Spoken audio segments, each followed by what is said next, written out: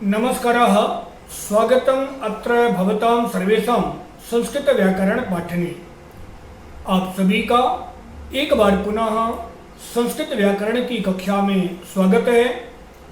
आज हम बात करेंगे विशेषण को लेकर के। सामान्यतः हम सभी विशेषण जानते हैं, समझते हैं और विशेषण की परिभाषाएं भी पढ़ी हैं, किंतु कई बार विशेषणों को लेकर के लोगों के मन में बहुत प्रकार के भ्रम रहते हैं। तो आज हम बात करेंगे विशेषण की वास्तविक विशेषण को हम किस प्रकार से पहचान सकते हैं और कहां पर हम विशेषण माने, क्योंकि सामान्यतः 5 प्रकार के विशेषण हमने पढ़ा होगा। एक है वर्णवाची, वर्ण यानी रंग। तो जब कभी रंग की बात आती है तो समझ लेना चाहिए कि यह विशेषण है। दूसरा गुणवाची, तो गुणवाची का मतलब गुण अथवा दोष। तीसरा परिमाणवाची, तो परिमाण का अर्थ है नाप अथवा तौल। चौथा संख्यावाची यानी संख्या। और 5वां सार्वनामिक विशेषण। सार्वनामिक विशेषण का क्या तात्पर्य है? बाकी पहले वाले तो लगभग हम सभी जानते हैं और नाम से ही स्पष्ट हैं, लेकिन सार्वनामिक विशेषण में थोड़ा सा भ्रम हो जाता है। तो पहली बात तो यह कि सर्वनाम कई बार विशेषण का रूप ले लेते हैं। तो जब सर्वनाम विशेषण का रूप ले लें तो वहां पर सार्वनामिक विशेषण कहलाता है। अब सर्वनाम कब विशेषण का रूप ले लेते हैं, यह जानना महत्वपूर्ण है। तो विशेष बात को ध्यान में रखना चाहिए कि जब कभी सर्वनाम के तुरंत बाद संज्ञा शब्द का प्रयोग हुआ हो और दोनों में समान कारक, या संस्कृत के हिसाब से कहें तो दोनों में समान विभक्ति का प्रयोग हुआ हो, तो हमें समझ लेना चाहिए कि यहाँ पर जो सर्वनाम है वह वास्तव में सर्वनाम नहीं बल्कि विशेषण है। उदाहरण के लिए हम कहते हैं वह लड़का जाता है। वह लड़का जाता है, वह के तुरंत बाद लड़का आ गया। हम कह सकते थे वह जाता है, अथवा हम कह सकते थे लड़का जाता है। यानी वह और लड़का दोनों एक ही है, समान कारक का प्रयोग हो गया, दोनों कर्ता है। तो जब दोनों में समान कारक हो, दोनों में समान लिंग हो और दोनों में समान वचन हो, तो समझना चाहिए कि जो सर्वनाम है वह वास्तव में सर्वनाम नहीं विशेषण है। वह लड़का जाता है, यहां पर वह सर्वनाम नहीं माना जाएगा, विशेषण माना जाएगा। क्षम्यतां। इसी प्रकार से यदि कहें उस लड़के को लड्डू दो, तो यहां जो उस सर्वनाम का प्रयोग है, हम कह सकते थे उसको लड्डू दो, अथवा हम कह सकते थे कि लड़के को लड्डू दो। लेकिन प्रयोग में क्या हुआ? उस लड़के को लड्डू दो, यानी सर्वनाम भी प्रयोग हुआ, संज्ञा भी प्रयोग हुई। दोनों का कारक एक है और इसलिए यहाँ पर उस सर्वनाम नहीं बल्कि विशेषण है। एक तीसरा उदाहरण देखते हैं, वह लड़के को लड्डू देता है। अब यहां वह लड़के को लड्डू देता है तो वह के तुरंत बाद लड़का है, यानी सर्वनाम के तुरंत बाद संज्ञा आ गई। लेकिन क्योंकि यहां पर कारक दोनों के अलग हैं, वह करता है तो लड़का कर्म है, और इसलिए दोनों में अलग कारक होने के कारण यहां पर जो वह है वह सर्वनाम माना जाएगा। मुझे लगता है कि यहां पर सर्वनाम या सार्वनामिक विशेषण अब स्पष्ट हो गए होंगे। सर्वनाम का या क्षमता विशेषण का और विशेष्य का क्या संबंध है, इस संबंध को व्यवस्थित तरीके से समझने के लिए चलते हैं स्क्रीन में, और स्क्रीन के माध्यम से हम विशेष्य और विशेषण के संबंध को समझने का प्रयास करते हैं। तो जब तक हम लोग चलते हैं विशेष्य और विशेषण पर, तब तक एक काम कर लेते हैं, चैनल को सब्सक्राइब कर लेते हैं। कारण यह कि अभी व्याकरण की बहुत सी सामग्री हमारे पास आनी बाकी है और बहुत सी सामग्री हमारे पास आ चुकी है। तो जिसको जिस प्रकार की आवश्यकता है, यहाँ पर आपको 6वीं से 12वीं तक की पुस्तकों के सभी पाठ मिल जाएंगे। व्याकरण में अक्षर से लेकर के कारक, लकार, पुरुष, वचन, संधि, समास इत्यादि आपको उपलब्ध हैं। जो कुछ बचा है वह अभी आगे उपलब्ध हो जाएगा, और इसलिए चैनल को अपने पास सब्सक्राइब करके रखेंगे तो आपके लिए बेहतर होगा, और अपने मित्रों को उनके हित के लिए जरूर शेयर करें। आइए स्क्रीन में और विशेष्य और विशेषण का क्या संबंध है, उस संबंध को समझने का प्रयास करते हैं। विशेषण 5 प्रकार के विशेषण हैं।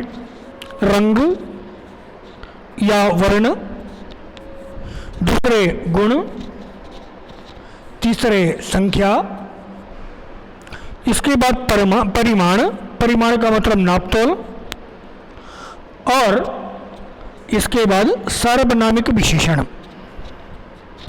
अब रंग, गुण, संख्या और नापतोल, यह तो लगभग क्लियर है, लगभग स्पष्ट है। अब सार्वनामिक विशेषण का मतलब कभी कभी सर्वनाम भी विशेषण का रूप ले लेते हैं। तो सर्वनाम विशेषण का रूप कब ले लेते हैं, कब जाने कि सर्वनाम सर्वनाम है और कब जाने कि यह सर्वनाम विशेषण है। तो जब कभी सर्वनाम के तुरंत बाद में संज्ञा हो और साथ में दोनों की समान विभक्ति हो यानी कि समान कारक हो, तो हमें समझ लेना चाहिए कि यहाँ पर जो सर्वनाम है वह वास्तव में सर्वनाम नहीं विशेषण है। अब बात आती है विशेष और विशेषण का संबंध। तो सबसे पहले विशेष और विशेषण के संबंध की अगर बात करते हैं तो सूत्र मैंने पहले भी बताया, विशेषानुसारेण विशेषणम। देखते हैं थोड़ा इसको भी।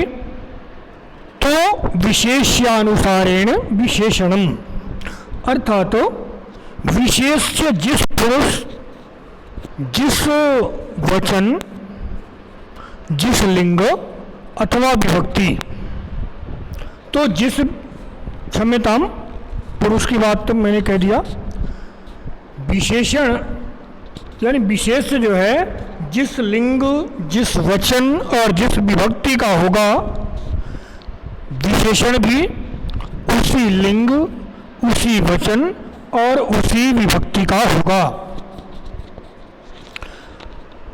जैसे सुंदरः बालकः गच्छति, अब यहाँ पर हम कहें बालकः गच्छति, लड़का जाता है। कौन लड़का जाता है? तो कहता है सुंदरः बालकः गच्छति। अब यहाँ बालकः पुल्लिंग है, इसलिए सुंदर का पुल्लिंग हो गया सुंदरः। तो विशेषानुसारेण विशेषणम, यानी प्रथमा विभक्ति बालक की तो प्रथमा विभक्ति सुंदर की। कर्ता का जो लिंग है वह पुल्लिंग है और इसलिए सुंदर भी पुल्लिंग उपयोग में आया, सुंदरः। सुंदरः बालकः गच्छति। इसी को दूसरा देखते हैं तो कहता है सुंदरी बालिका गच्छति। अब बालक के स्थान पर बालिका हो गया, जो स्त्रीलिंग है, इसलिए सुंदर के जगह में सुंदर का स्त्रीलिंग सुंदरी हो गया और कहा सुंदरी बालिका गच्छति। अगला वाक्य कहता है वाहनम गच्छति। तो वाहनम नपुंसकलिंग है, इसलिए सुंदरम वाहनम गच्छति। तो यहाँ तक विशेषानुसारेण विशेषणम, मतलब विशेष्य का लिंग बदला गया तो विशेषण का लिंग बदल गया। यदि विशेष्य का वचन बदला जाता तो विशेषण का भी वचन बदला जाता। उदाहरण के लिए अगर हमें बालकाः गच्छन्ति के जगह में बालकाः गच्छन्ति ऐसा कहना हो तो बालकाः बहुवचन हो गया और इसलिए सुंदर का बहुवचन सुंदराः, तो सुंदराः बालकाः गच्छन्ति। अब यदि विशेष्य की जो विभक्ति है वह जब बदल जाती है तो विशेषण की भी विभक्ति बदलेगी। यथा अहम छात्रम पाठयामि, मैं छात्र को पढ़ाता हूँ। छात्र कैसा है? तो योग्य। तो छात्र की द्वितीया थी अहम छात्रम पाठयामि, इसलिए योग्य की भी द्वितीया हो जाएगी अहम योग्यम छात्रम पाठयामि। अगर छात्र के स्थान पर छात्रा हो जाता है तो छात्रा स्त्रीलिंग है और इसलिए अहम योग्याम छात्राम पाठयामि। यहाँ पर मैंने उदाहरण दिया है शिक्षकः योग्याम छात्राम पाठयति। इसी प्रकार से अब विशेष्य की तृतीया विभक्ति हो गई बालकेन सह पठामि, अहम बालकेन सह पठामि। तो बालकेन तृतीया थी और पुल्लिंग, इसलिए अहम योग्येन बालकेन सह पठामि। तो इस प्रकार से यह विशेषानुसारेण विशेषणम, यहाँ पर हम देख रहे हैं प्रायः जो गुण अथवा दोष हैं वह विशेषण के रूप में प्रयोग हैं। अगर कोई रंग होता है तो वह भी विशेषण के रूप में होता है और यदि कहीं पर सर्वनाम की बात आती है यानी सार्वनामिक विशेषण होता है तो वहाँ पर भी इसी तरह से होगा। अब थोड़ा सा और कुछ उदाहरण देखते हैं जो विशेषण के दूसरे प्रकारों के हैं और उनमें देखते हैं कैसे प्रभाव पड़ता है। तो थोड़ा और भी स्पष्ट हो जाएगा। अब यहाँ कहता है श्वेतः अश्वः गच्छति, सफ़ेद घोड़ा जाता है।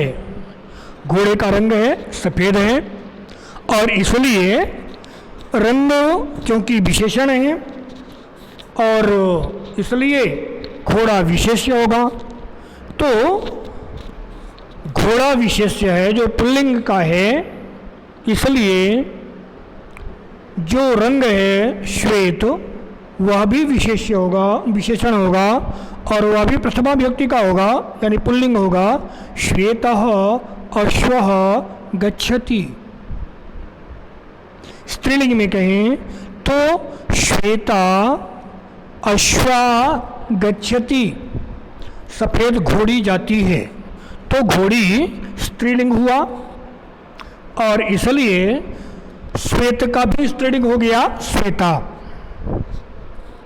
अहम श्वेतम अश्वम पश्यामि, मैं सफ़ेद घोड़े को देखता हूँ। अब अश्व की द्वितीया हो गई, इसलिए तो घोड़े की द्वितीया हुई, इसलिए श्वेत की भी द्वितीया होगी। तो अहम श्वेतम अश्वम पश्यामि, ऐसा हो गया। पुनः स्त्रीलिंग में अगर आ गए तो अहम श्वेताम अश्वाम पश्यामि।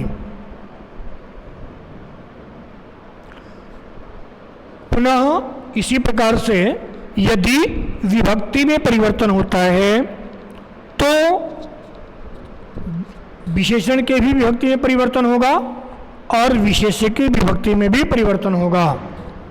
लिंग में परिवर्तन करते हैं तो भी विशेष्य और विशेषण दोनों के लिंगों में परिवर्तन करना होगा।